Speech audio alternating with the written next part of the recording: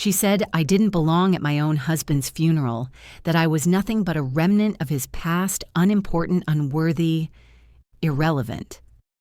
But then the lawyer opened the envelope, and when he read out what Richard had left behind, her perfectly powdered face went pale. She didn't speak. She couldn't, because the man she thought she controlled had already written the final chapter, and in it, he gave me everything. Before we find out how it came to this, if you believe that karma is real, make sure you're subscribed, and let me know where you're watching from in the comments.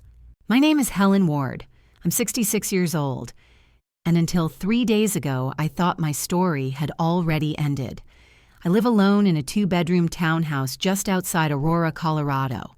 It's quiet, old-fashioned, with creaky floorboards and a stubborn heating system that clicks twice before it warms up. Every morning I make coffee in the same blue Pyrex pot I used when Claire was still in kindergarten. I clip coupons, wear out the same 3 cardigans, and water my petunias by hand. To most people, I look like a woman quietly living out the leftovers of a life that once had meaning. And until recently, I believed that too. I used to be married to Richard Ward. You've probably heard of him if you follow Colorado business news. Founder of Meditrek Diagnostics, pioneer of some patent I could never pronounce. He had a face that looked great in magazine profiles and a voice smooth enough for investor meetings. To the public, he was brilliant. To our daughter, Claire, he was a legend. And to me, once upon a time, he was home. We were married for 22 years. I supported him through grad school, sat beside him when he was rejected from his first funding rounds, and worked a part-time teaching job to keep the lights on when he maxed out our credit cards for early prototypes. I was there for the ramen years, the burst pipe years, the one car and no insurance years. But when the money came, so did the distance, and eventually came the divorce. We signed the papers 15 years ago. He gave me the old house in Parker and a modest monthly support check. No lawyers, no scandal, just a quietly handled dissolution. He married his assistant 6 months later, and Claire, our daughter, stopped calling me Mom and started calling me Helen. I never fought it. I thought that was just how life worked, when men like Richard outgrew women like me. But then, Richard died, and I got a call from a law firm in Denver. They told me I was required to attend the reading of the will. Required. That word changed everything. The funeral was held at a private chapel in Cherry Creek stone walls, stained glass windows, and a courtyard so pristine it looked like a catalog page. I hadn't seen that many black BMWs and pearl-colored Teslas parked in one place since Richard's IPO party 10 years ago. I wore a navy coat I'd pulled from the back of the closet.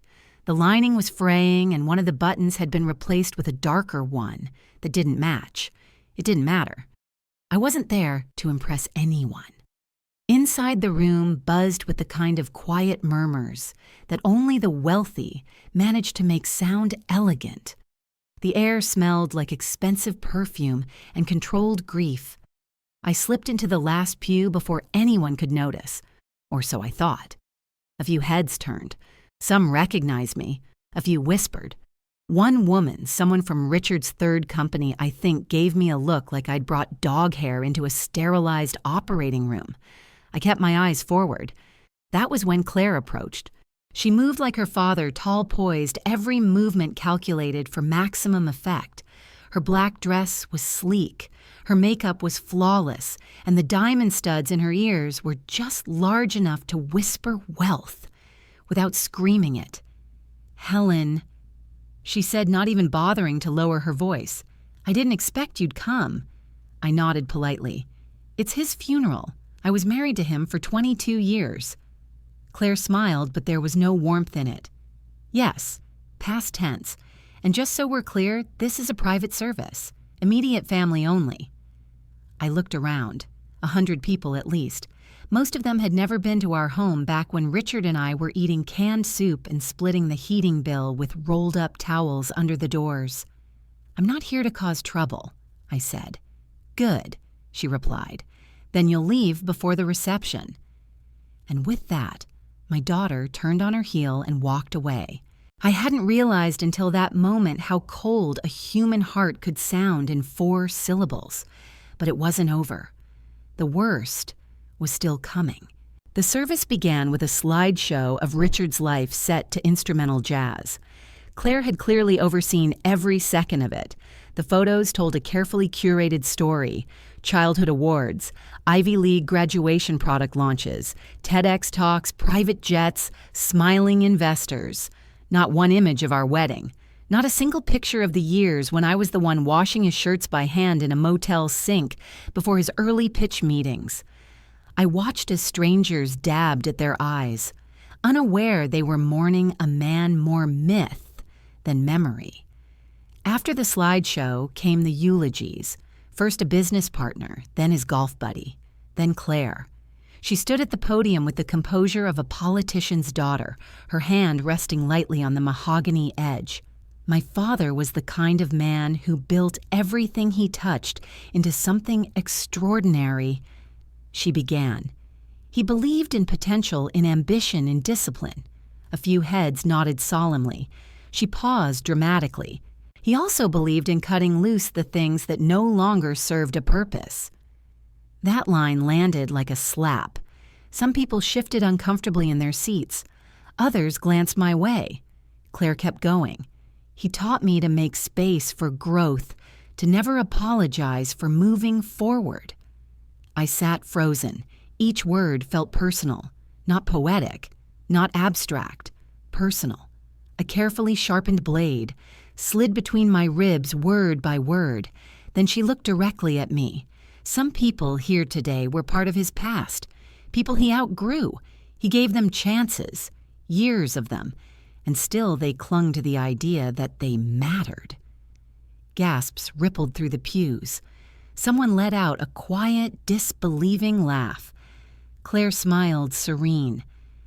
But my father didn't believe in nostalgia. He believed in excellence, in legacy, and I intend to honor that. I stood. Not because I wanted to, because I had to. I walked out before the applause started. It was the only thing I could control in that moment, the direction of my feet. Outside, the wind cut sharp against my cheeks. Spring in Colorado was a strange thing, sunlight that lied warmth, that hovered just out of reach. I walked past rows of luxury cars and paused at the edge of the chapel steps, unsure of where to go next. That's when someone called my name. Mrs. Ward. I turned. A man in a charcoal suit stood beside a silver Volvo holding a briefcase tight in one hand. Mid-50s salt and pepper hair, calm presence. "I'm David Trenholm from Trenholm and Weathers, Richard's attorney." I assumed Claire would be handling all of that. I said, my voice brittle. He gave a tight smile. "There's a reading of the will. Richard asked that you attend." I blinked. "Why?" David opened the passenger door of his car and gestured politely. He was quite specific. My instinct was to say no, to preserve the last shred of dignity I had left. But then I remembered Claire's voice slicing through the chapel air. He gave them chances, years of them, and still they clung to the idea that they mattered. I got in. The drive to the law office was short and quiet.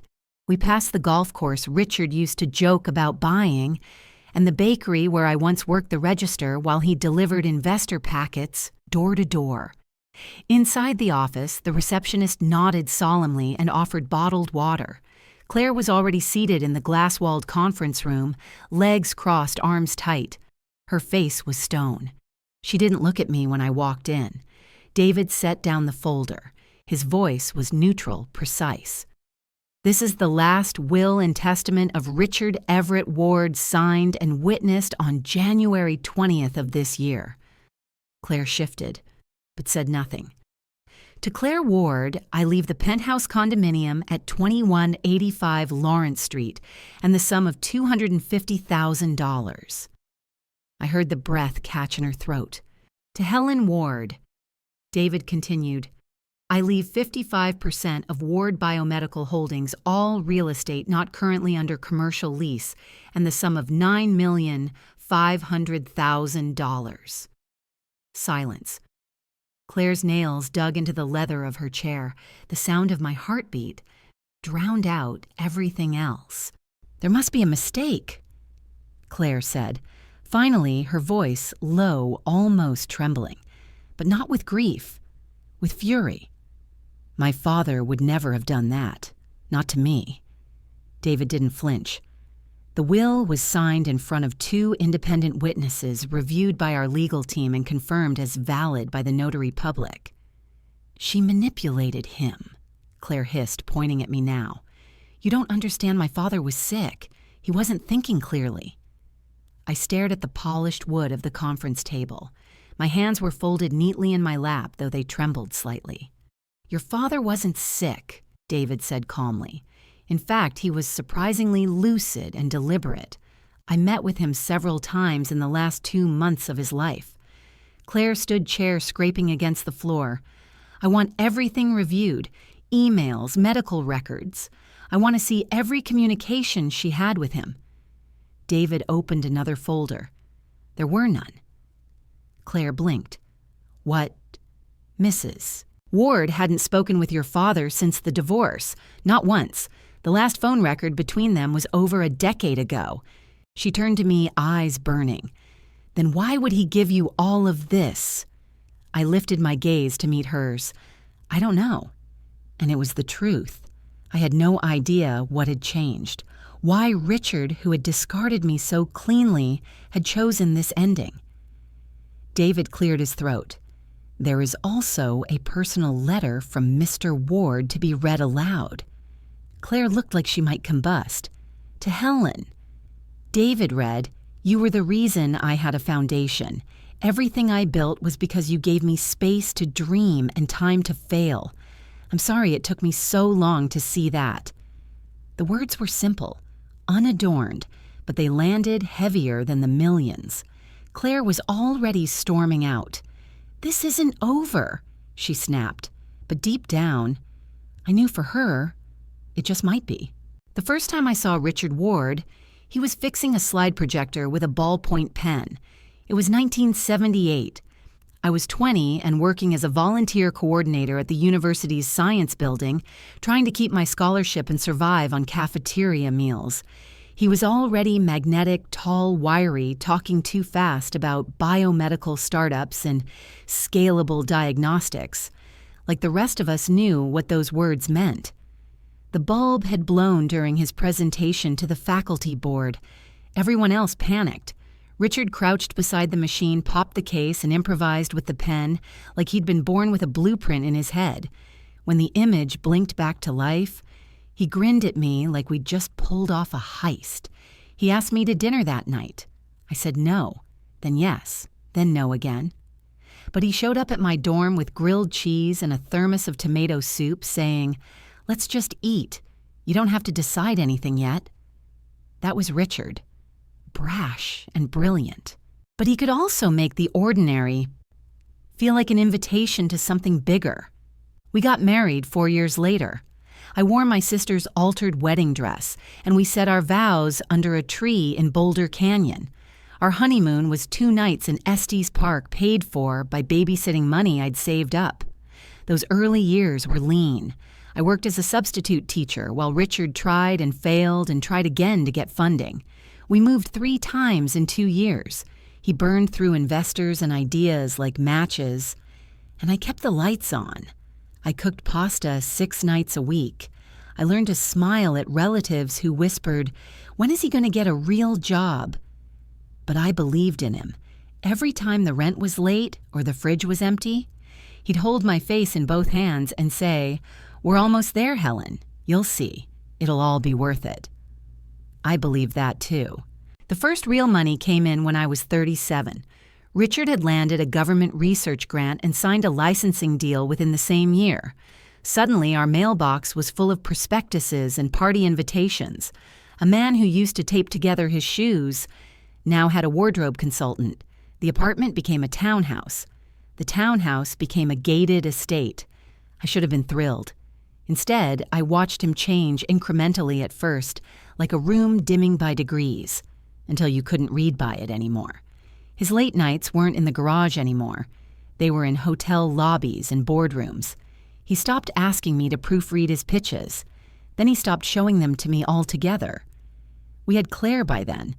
I'd given up my job when she was born because Richard said, "She'll only be little once. Let's give her the kind of childhood we never had." And I did. I gave her everything.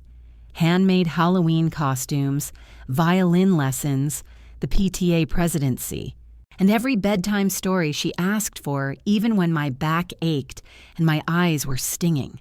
But Richard drifted. At Claire's 10th birthday party, he arrived 2 hours late and didn't notice the cake was lemon, her favorite. He spent most of the party talking to a venture capitalist in our kitchen, while I refilled juice cups and took photos alone. That night, I asked him what we were becoming. "Successful," he said, loosening his tie. "That's what you wanted, isn't it?" I didn't answer, because I didn't know anymore. The offer came in a manila envelope 2 years after Claire started high school. A regional college wanted me to apply for their adult psychology program. They'd seen some of the community parenting seminars I gave and thought I had a natural gift for counseling, tuition assistance, part-time evening classes, flexible scheduling.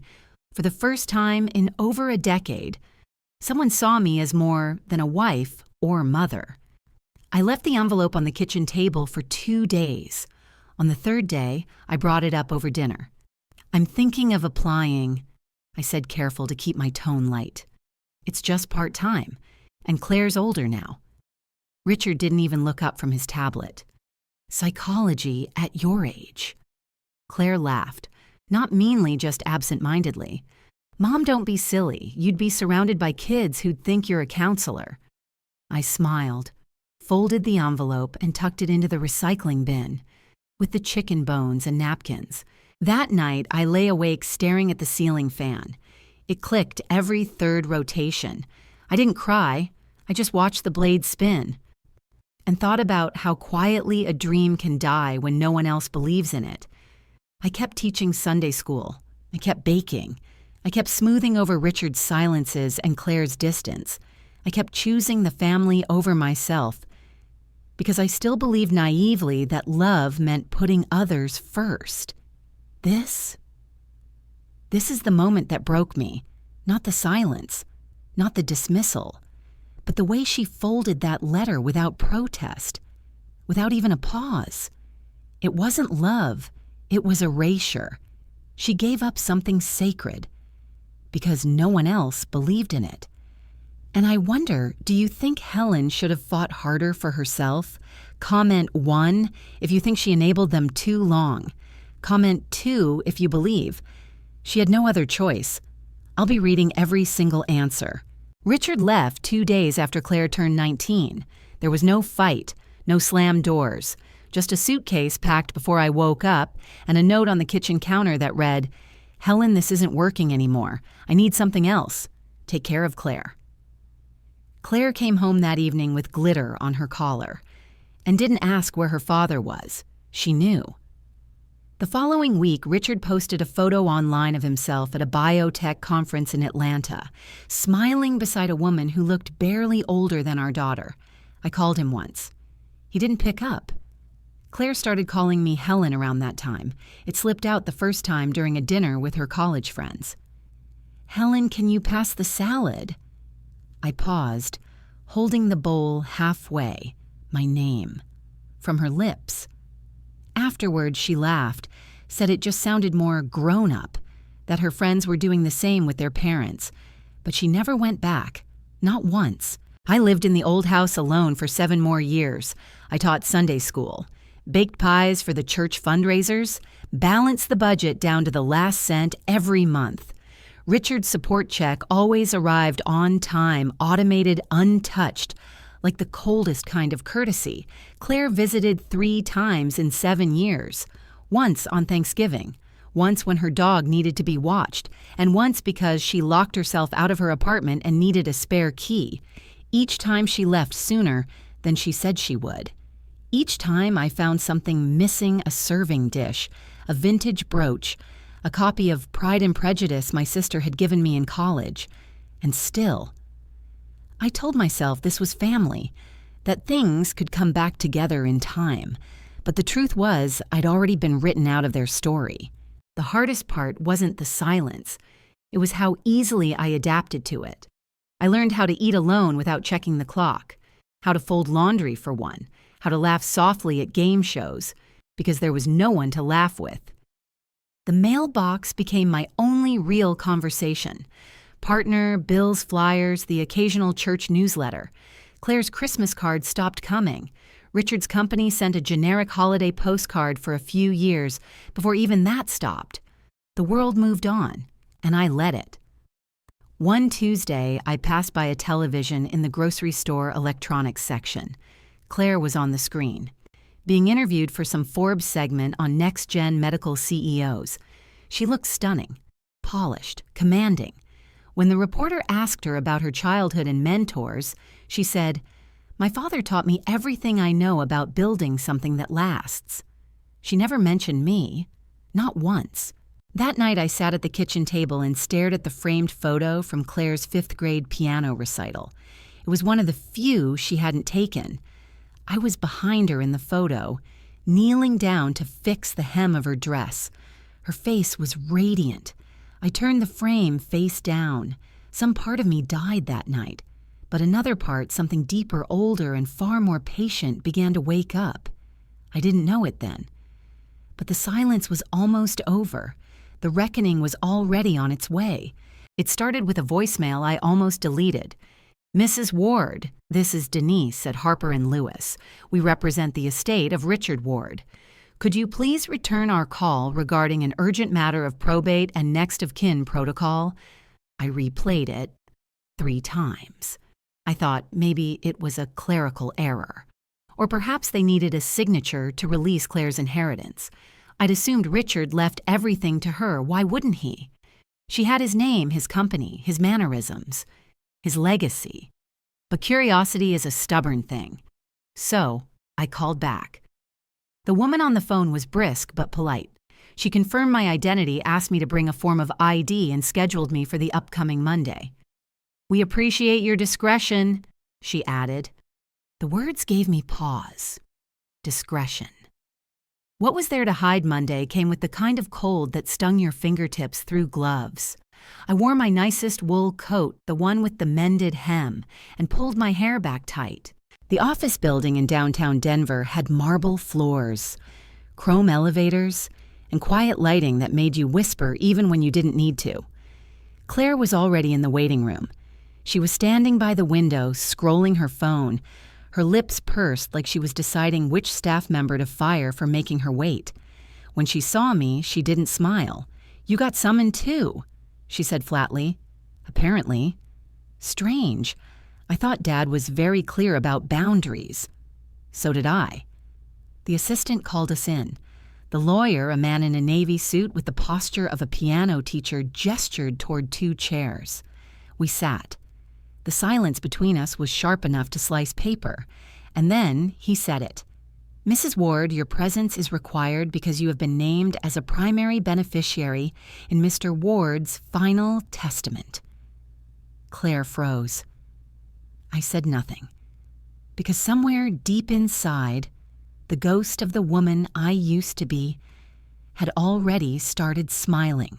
Claire shifted forward in her chair, every inch of her body tensing like a lion scenting challenge. "Excuse me," she asked, voice sharpened to a blade. "My mother and father divorced 15 years ago. She has no claim." The lawyer, Mr. Bradley, opened a thick folder and adjusted his glasses. "This document supersedes all prior wills. It was signed and notarized on January 19th of this year." Claire's mouth twitched. 3 weeks before his death. How convenient. Bradley ignored the comment. "Per Mr. Ward's instructions, I will now read aloud the central provisions." He began in that solemn, deliberate tone that lawyers seem to cultivate like ivy on stone. To my daughter, Claire Michelle Ward, I bequeath the penthouse property located at 2185 Lawrence Street and the sum of $250,000 to be distributed from my secondary investment account. Claire blinked. That's it, she asked. Bradley didn't pause. To my former wife, Helen Marie Ward, I bequeath 55% controlling interest in Ward Biomedical Holdings, all unencumbered commercial properties in the company's name, and the sum of $9,500,000 to be drawn from my primary trust. The room went silent. Claire stared at me like she'd never seen me before. Her face turned a strange shade between crimson and disbelief. "This is outrageous," she whispered. "You did something. You manipulated him." I shook my head slowly. "Claire, I haven't spoken to your father in over a decade." "Then why would he do this?" she hissed. "Why would he give you control of everything?" The answer didn't come from me. It came from the envelope Bradley held up next.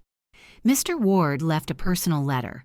He asked that it be read aloud following the will. Claire looked like she might bolt, but I leaned forward. For the first time in 15 years. I wanted to hear Richard's voice. "Please," I said, "read it." Mr. Bradley unfolded the letter with both hands, smoothing it like it was something sacred. His voice shifted, less legal, more human. "My dear Helen, if you're hearing this, it means I finally did what I should have done long ago, put things in order.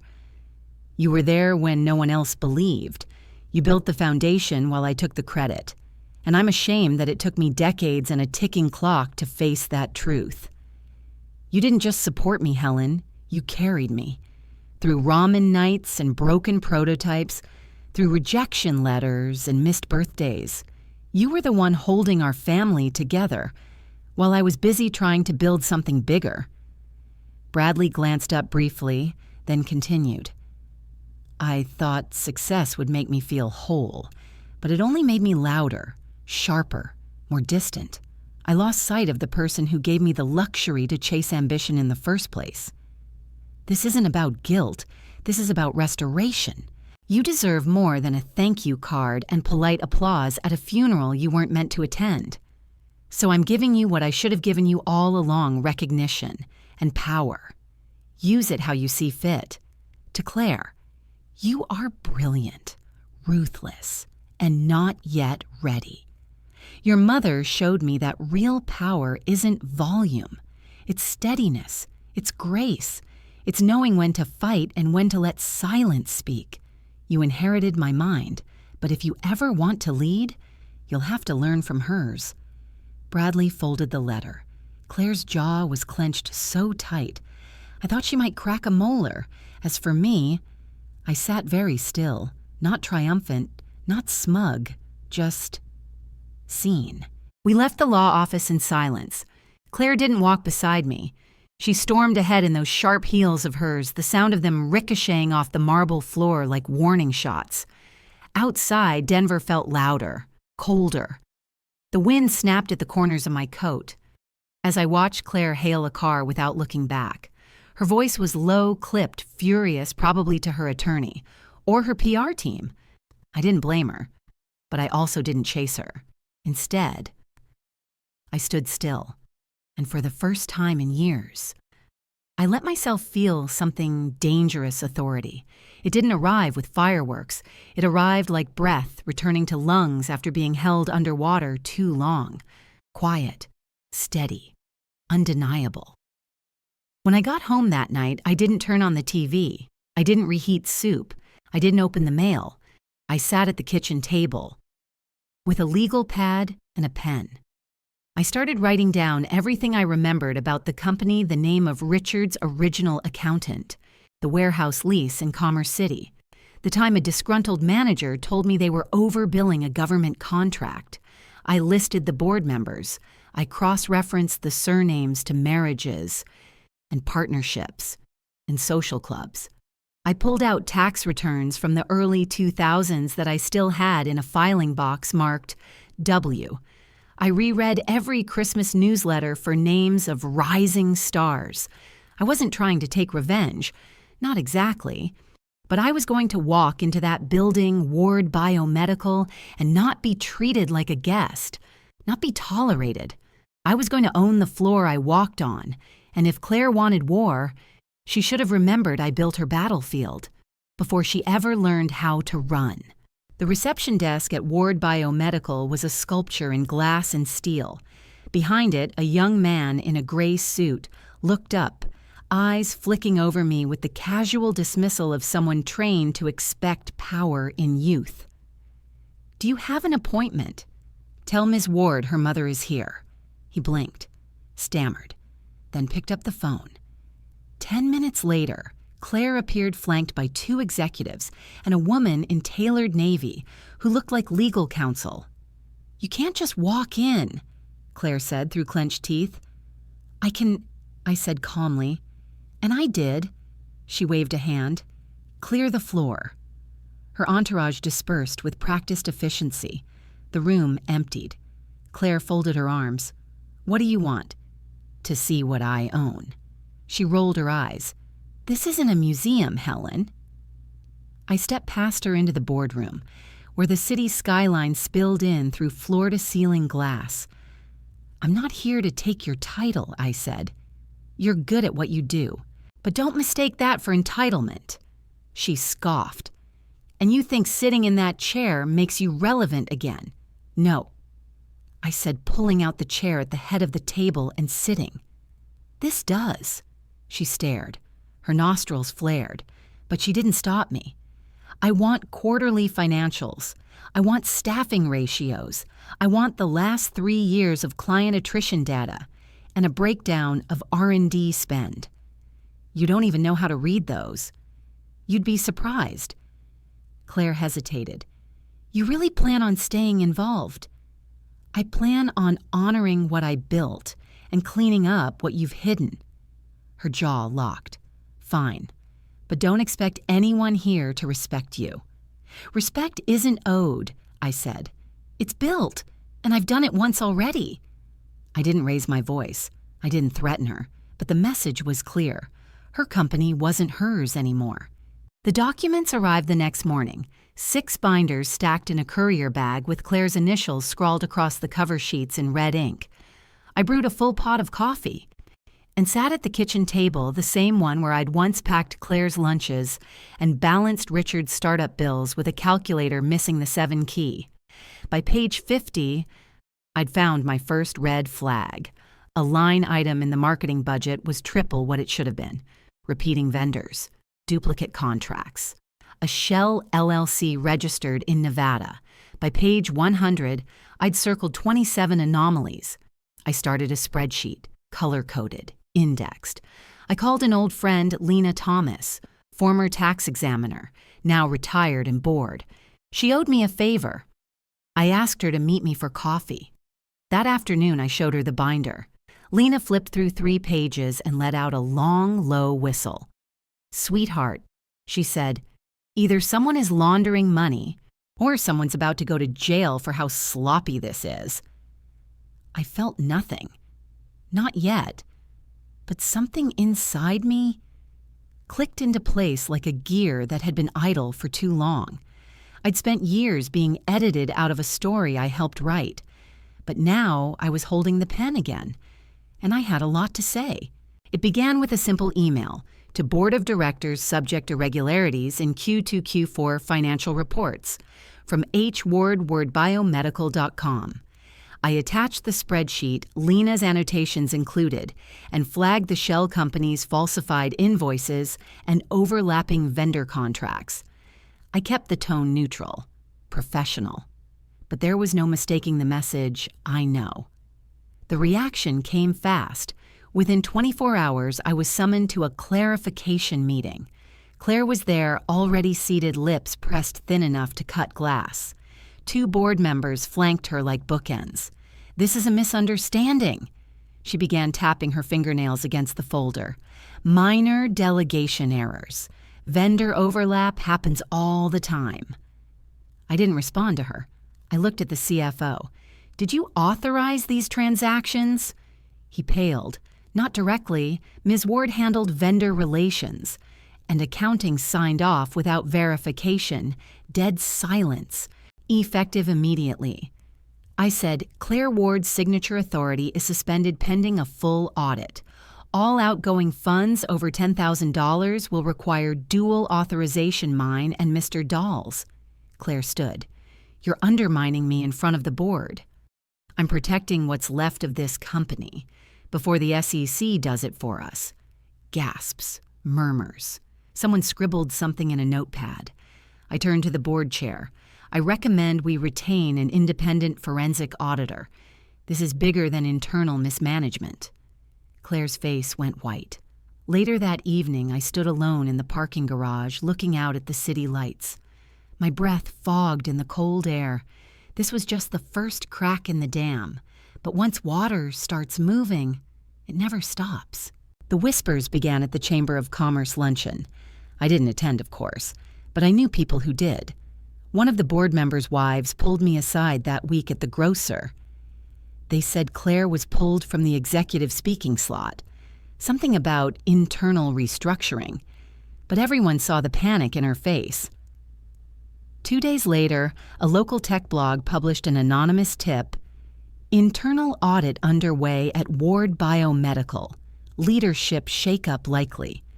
The article included an old photo of Claire smiling beside her father at a product launch captioned "Legacy" on the edge. The press office issued a bland statement about transparency and growth, but it didn't stop the headlines from snowballing. Former CEO loses fiscal control. Mother returns to right the ship Ward matriarch, steps into power vacuum. By the end of the week, 2 major investors pulled out of an R&D round.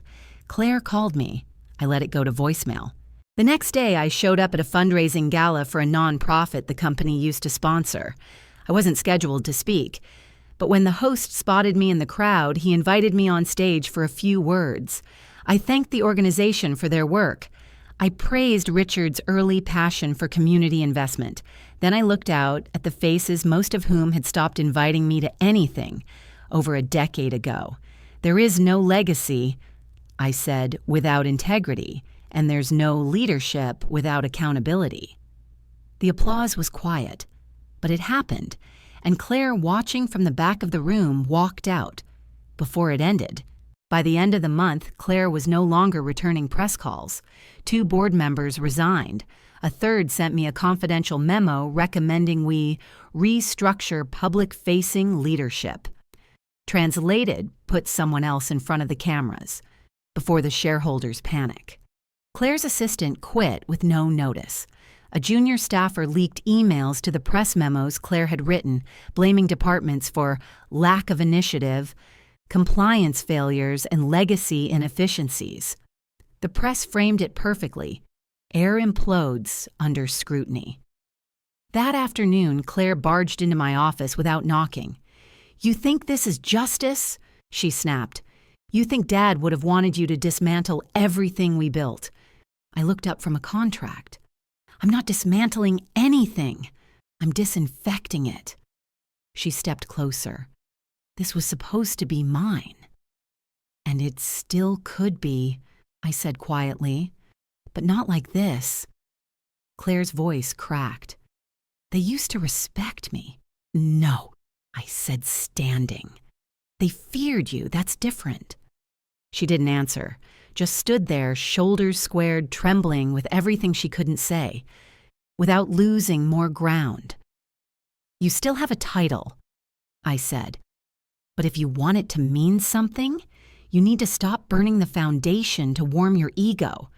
You think you're better than me now." "No," I said, soft but firm. "I always was. I just forgot for a while." She left without a word, and this time, no one followed her. It happened in the boardroom, quiet, gray, almost sterile. The final vote on the restructuring plan was set. Claire was the last to enter. Her suit was impeccable. Her eyes were not. She waited until everyone else had spoken, until it was clear the vote would pass and she would be reassigned as strategic advisor, a nice phrase for powerless. Then she looked at me. "You win." I didn't reply. "Just don't humiliate me. Not any more than you already have." I folded my hands. "You humiliated yourself the moment you decided legacy was something you were owed, not something you had to earn." Her voice broke. "Please, Mom, just let me keep something. Let me keep the face, the image. You've already taken everything else." And there it was, the plea, the collapse, the final grasp for dignity from someone who had never given it. I stood slowly. "Do you remember what you said to me at the funeral?" Claire looked away. "You said I didn't belong, that I was just a remnant, that I should have left before the reception." Her mouth quivered. I stepped closer. "Now look at you. No seat, no support, no stage, and suddenly you understand what it feels like to be erased." Her breath hitched. "I'm your daughter." "And I was your mother," I said, "but that didn't stop you." She sank into the chair, defeated. I turned to the board. "Let the record show that Claire Ward is relieved of all executive functions, effective immediately. The vote is unanimous." Nobody objected. I walked out of that room, taller than I'd ever felt, not because I crushed her, but because I refused to let her keep crushing me. The office was quiet. After they left, I sat at the head of the boardroom table, the same chair Claire had once claimed as her throne. The leather was still warm. Outside the window, the city blinked, alive, restless, indifferent. I watched the traffic crawl down Spear Boulevard, each car its own little world. The world kept moving, no matter who sat in this chair, no matter who rose or fell. A folder lay in front of me. Final vote tallies, auditor reports, a list of upcoming interviews to reframe the narrative words from the new PR team. I didn't touch it. Instead, I opened the drawer and pulled out a pen. I wrote one sentence on a legal pad. "I'm not here to be seen. I am here to see everything." The door opened gently. Lena stepped in her reading glasses perched halfway down her nose. "You know," she said, "you've done what most women only dream about." I looked at her. "You burned no bridges," she added. "You just let them collapse under their own rot." I smiled, but didn't speak. There was still more to do. Transition meetings, press briefings. But for the first time in decades, I felt no need to explain myself to anyone. I had taken nothing by force, only by proof, only by patience. And now, finally, the room was mine. The silence wasn't lonely. It was earned. I stayed for 3 more months, long enough to stabilize the company, long enough to restructure the compliance division, and put ethical guardrails back in place, long enough to make sure no one could erase what I'd done, not this time. Then, on a Thursday morning in early spring, I walked into the boardroom with a letter in hand, effective April 1st. I announced I will step down from day-to-day operations. I'll retain my shares. I'll remain as non-executive chair, but I will no longer run this company. There were murmurs, questions. One younger member asked if I was being forced out. I smiled. No one's forcing anything. I just don't need the spotlight. To know I've already changed the room. Lena helped me box up my office. We took down the framed photo of the original garage workshop. I left behind the executive plaque they'd had engraved last month. It never mattered. That weekend, I bought a little cottage in Lyons, 1 story, yellow siding, a porch swing that creaked like it had something to say. I started each morning with black coffee and the paper. Some days, I cooked for the neighbors. Some days, I drove out to Estes Park with no agenda. I read novels I'd put off for 30 years. I replanted the herb garden. I donated half my wardrobe. I never checked my work email again. And I waited. Not for anything dramatic. Not for Claire. But for the feeling that I hadn't just survived it all, I'd rewritten the ending. I stayed for 3 more months, long enough to stabilize the company, long enough to restructure the compliance division and put ethical guardrails back in place, long enough to make sure no one could erase what I'd done not this time. Then, on a Thursday morning in early spring, I walked into the boardroom with a letter in hand, effective April 1st. I announced I will step down from day-to-day operations. I'll retain my shares. I'll remain as non-executive chair, but I will no longer run this company. There were murmurs, questions. One younger member asked if I was being forced out. I smiled. No one's forcing anything. I just don't need the spotlight. To know I've already changed the room. Lena helped me box up my office. We took down the framed photo of the original garage workshop. I left behind the executive plaque they'd had engraved last month. It never mattered. That weekend, I bought a little cottage in Lyons. 1 story, yellow siding, a porch swing that creaked like it had something to say. I started each morning with black coffee and the paper. Some days I cooked for the neighbors. Some days I drove out to Estes Park with no agenda. I read novels I'd put off for 30 years. I replanted the herb garden. I donated half my wardrobe. I never checked my work email again. And I waited. Not for anything dramatic. Not for Claire. But for the feeling that I hadn't just survived it all, I'd rewritten the ending. It was almost summer when she showed up. I was trimming back the lavender bush beside the porch when I heard the sound of tires crunching gravel, a black sedan, clean, familiar. Claire stepped out in flats and no makeup, her hair pulled back like it had been when she was a teenager. No entourage, no clipboard. "Hi," she said. I stood, wiped my hands on a towel. "Want some lemonade?" She nodded. We sat on the porch swing, the creak between us louder than any words for a while. "I saw the interview," she finally said. "The one you gave the Journal. You talked about Dad like you still respected him." I did, just not the version he became. She looked down at her hands. "I think I turned into the same thing." I didn't argue. "They offered me a new position," she said. "In Zurich, a clean slate. They said your audit trail made them rethink our expansion practices. Will you take it?" "I think I have to." Another long pause. "Then I used to think you were weak, for letting him leave, for not fighting harder. And now," she looked at me, "now I think it takes a different kind of strength, the kind that waits until the fire burns out before picking up the ashes." I poured her another glass. We didn't hug. We didn't cry. But for the first time in decades, we didn't look at each other like strangers. Just women. Just human. 1 week later, I opened the drawer of my nightstand and pulled out the letter again. Richard's handwriting was sharp and angled.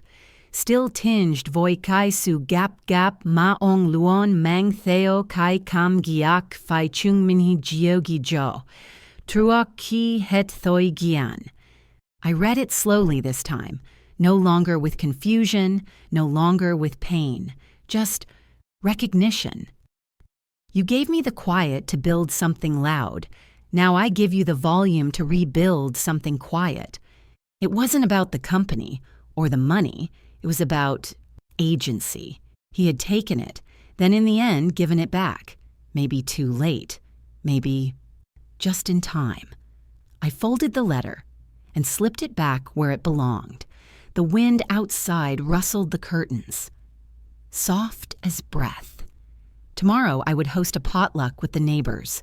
Someone was bringing sweet potato casserole, someone else cherry cobbler. I'd already prepared the lasagna. I wasn't powerful anymore.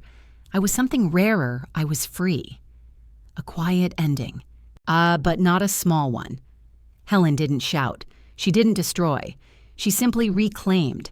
Was it enough for you? Did you want a more explosive finale?